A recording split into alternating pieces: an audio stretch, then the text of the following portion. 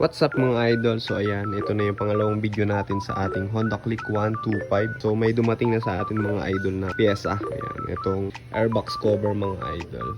Syempre nilagyan na natin ng sticker yan. Kakabit natin mga idol. Hintayin na lang natin mga idol yung iba pang pyesa. Alam ko meron dadating maya lang. So kabit na muna natin ito mga idol. Ito mga idol, ito na pala yung airbox niya. Kaya natin papalitan kasi may mga basag na yan. Mga tornilyuhan, kulang-kulang na po. Basag yan. Kaya may mga washer yan. Tsaka aftermarket na rin ito mga idol. Pangit din ang quality ng pinalit dito.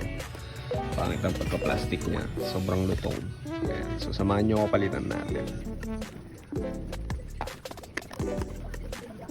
Mga idol, natanggal na nga pala natin yung cover ng airbox natin. Ito siya mga idol, kung mapapansin nyo. Pingas-pingas na yan mga idol kasi nga sa lutong ng quality ng pagka-plastic nito. Siya. Then nasalpak na rin natin yung air filter natin dito sa bago. Ito yung pinagkaiba na yan. Medyo slim type tong nabili natin mga idol. Ito na nga mga idol, dumating na yung order natin na sinasabi ko. Ayan, pang-click siya mga idol. Bali, sa kilay siya. Bali mga idol, ito yung order natin. Ayan, sticker sa kilay, yung itsura niya. Then, ito yung previous mga idol sticker. Siyempre, ride safe. Yan, magiging itsura niyan. So, kabit natin. Pakita ko sa inyo mamaya. Pre mga idol, kalasin na rin natin to. Gagawin natin tong itim eh. Mga caliper na yan. Pipinturahan natin para refresh lang. Ito hindi na kasi papalitan naman.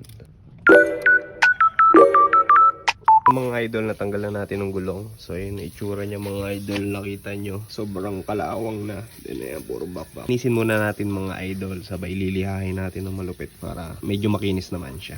Ito pa mga idol, bali dumating na rin yung switch natin. Ayan, bali plug and play lang siya mga idol. Syempre, meron na rin hazard yan, then passing light. Pakita ko sa inyo mga idol kapag nakabit na.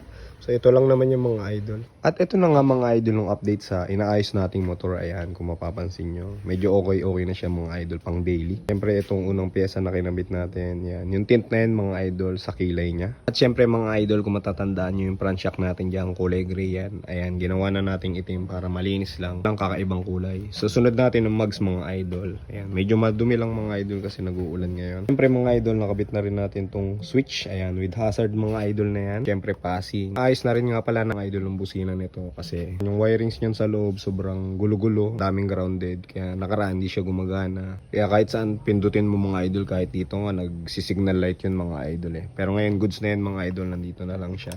Loud horn na nga rin pala ito mga idol. Siyempre mga idol, ito yung unang-unang kinabit natin, yung airbox cover. Ayan, semi-slim type mga idol. Goods na goods, pogi. Then susunod na rin natin to, baka isabay natin sa mags mga idol, yung crankcase cover. Pinturahan natin yan. Then ito mga idol, yung foot peg sa angkas. Ayan, napalitan natin yan. Meron tayong stock yan. Hindi sumakto.